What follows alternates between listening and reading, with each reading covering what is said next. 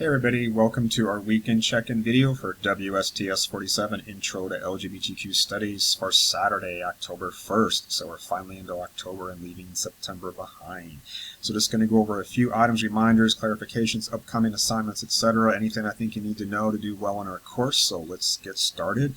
First up is our game plan for next week is to continue on with Chapter 6. We have just a bit more to cover in Chapter 6 on diversities. Going to have an interesting discussion there too that I certainly want to hear your opinions about. We've talked about a lot of different type of queer folk in Chapter 6, and I really would like to hear your feelings about some of that.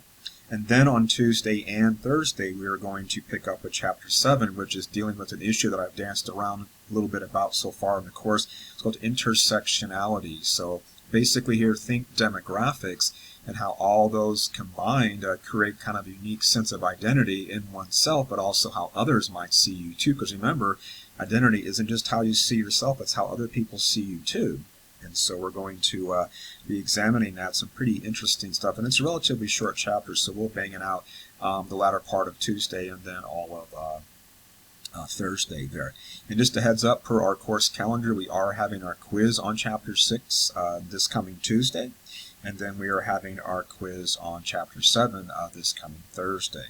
And then after that, we are going to have our second exam there on the following Tuesday, October 11th. You will find a study guide in the dedicated study guide module on our Canvas course page. So just like you did for Exam 1, just pull up the exam study guide for Section 2 of our course, which covers these chapters 5, 6, and 7. And you'll be good to go as far as preparing for our next exam. Especially pay attention to that information, which is italicized with some asterisks around it. That's going to be the content that your 2 short answer essay questions are based upon, so make sure that you prepare that well so you can easily earn those points on the essay questions. Next up here, and I did post a recent announcement about this, and apologies that I didn't do this in class this week. I totally got my dates mixed up there. Just too much going on in my life and my head right now.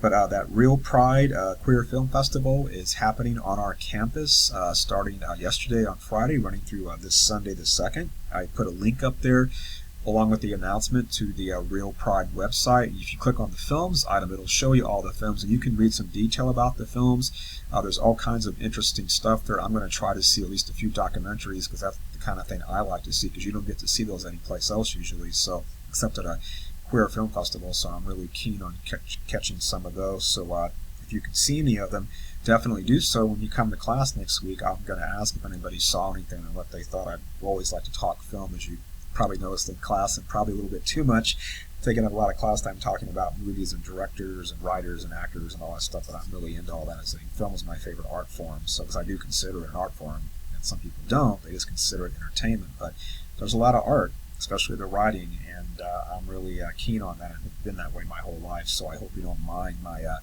indulging myself from time to time with that.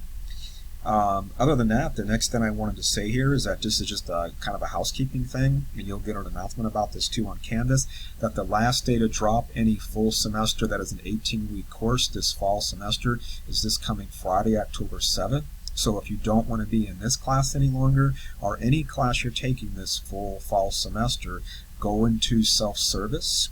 You know, it used to be WebAdvisor, now it's self-service. When you pull up your course list, you should see an option for any course to drop that class. And so if you don't want to be in a class, make sure you drop it, because if you don't, and you just stop coming to class, whether it's online or face-to-face like ours, you're still going to remain registered, and at the end of the semester, myself or whatever instructor you have is going to have to assign you a letter grade, and we can't give you W's at that point. It's going to be a letter grade A through F, and chances are it'll be a failing grade. So if you care about your GPA and you really think you just can't do the course any longer for whatever reason, go ahead and drop. You can always take the class again later. There's no shame in doing that, whatever course it might be. I have a lot of students that repeat classes, and everybody does. That's just a fact.